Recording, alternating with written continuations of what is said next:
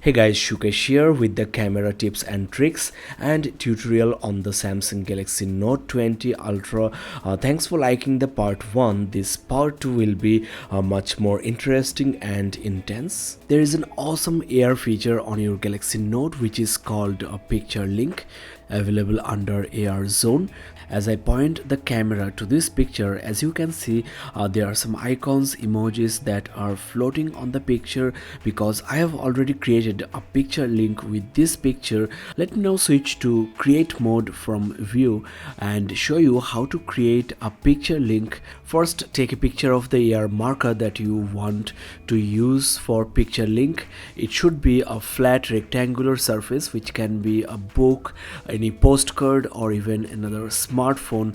After that, crop the rectangular area and then you can add stickers or even videos, music, and even voiceovers, notes you can draw on the surface of the picture. So next time you point your camera to that particular picture or AR marker, these stickers will pop up and make the picture come to life, which can be really interesting. And you can even share picture links to other Samsung Galaxy users.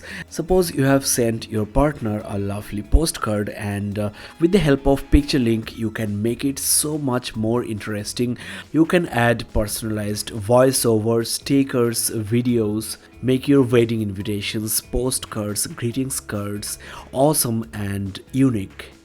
Let me now share a very basic but interesting feature. If you want your selfies to be warm or cool, then you have this exclusive option to set a preset for your selfies, so you can make your selfies look a little bit like sepia or more saturated, or a little bit cool, that is with a blue tint.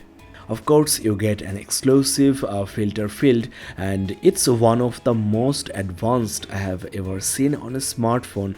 Let me show you what are the awesome things you can do here. You get lots of filters preloaded and you can set the intensity, but the thing is you can download numerous more from the Galaxy Store and you are going to love these. These filters are made keeping the Samsung Galaxy phones in mind, and you might not even need to look for a third-party application for filter effects. And what's most interesting is, suppose you have taken a picture at sunset or in the early morning in a park or in a cloudy day, and you really liked the color theme of that picture and you want that kind of effect on some of your other pictures, then you can actually use those pictures as the reference for your filter. Or you can just edit a picture with the inbuilt or a third-party editor with the color tones, filters, etc., and use that edited picture as a filter for your camera. How cool is that? And there is a separate field for face, that is when you are taking a portrait, you have these options and you can go crazy with your portraits or selfies. Let me switch the camera and introduce to you the features one by one. Firstly, you can make your skin smooth, and I'm telling you it's much better, much more natural looking compared to other Chinese smartphones which makes your face like a doll, which looks weird if you are a guy. There is option to change the color tone, your jawline, you can make it slimmer, lose a few pounds right there. And once again, I have seen a lot of other phones doing this kind of things, but Samsung does it better. It's more realistic, I will say. You can also make your eyes look bigger. I don't know what's the point of that, but some people tends to do that, so there you go, you have it. The only effect I personally care about is the background blur or live focus effect in the portraits. The default option is just too much, I don't like it, but you can switch to the first one, which is much more natural.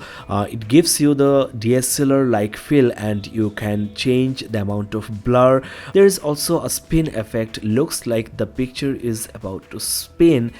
If you want to totally ignore the background, then the second option, that is the default one I have shown you, is the most suitable. There is also a zoom effect, and With the last option, you can make the background go black and white, only you will be in color, which is really cool, especially in the video mode. That is, this kind of bokeh effects are also available in the video mode, which will make your selfie videos or vlogs look awesome with blurred background with bokeh effects. And there is also a glitch option, looks kind of cool.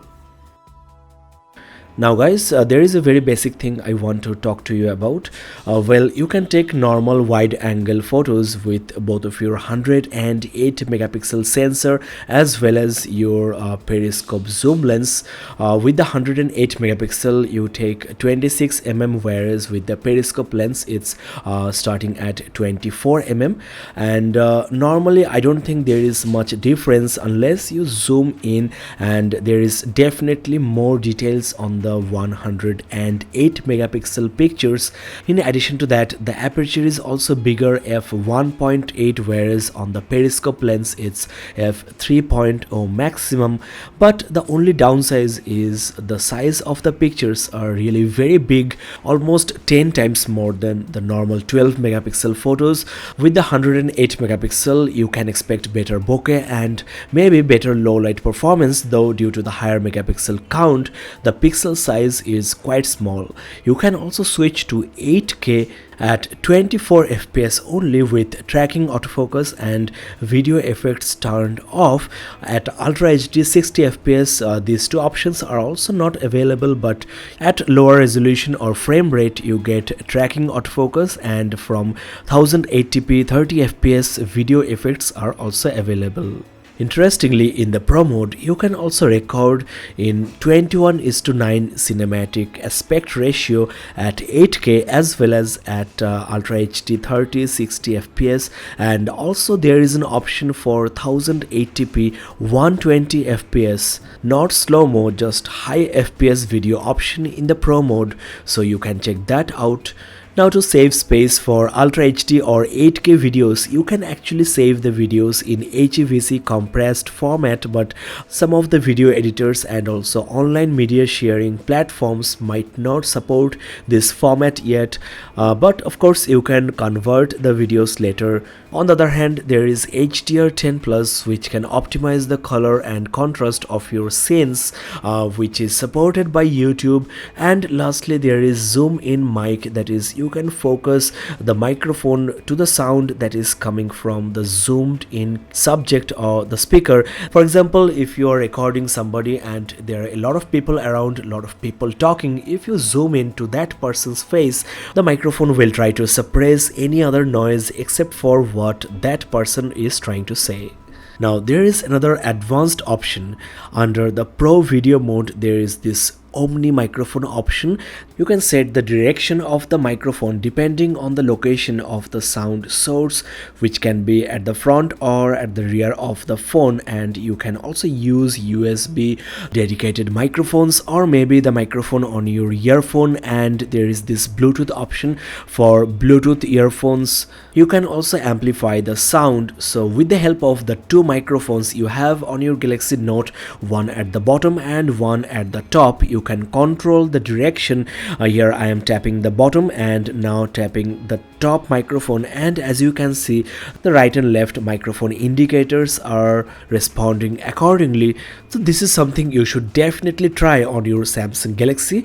There is also a manual focus option for cinematic focus transition, and most importantly, this zoom option has a zoom bar which is speed controlled, just like your handycams or video cameras.